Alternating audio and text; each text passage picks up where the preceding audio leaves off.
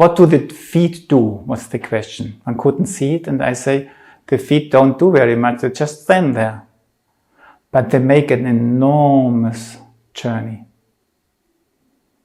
And just put your feeling down to the soles of your feet, and then just do this love gesture going out, and feel how it slowly brings you forward to your toes.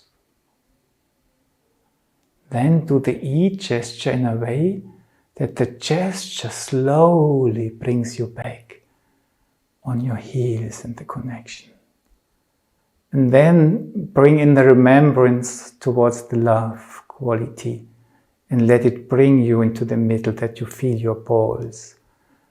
And the connection through the heels to the earth still stays, but it's becoming much lighter and space in between. So nothing is visible, but it's a journey from going forward, rooting oneself, and finding the middle.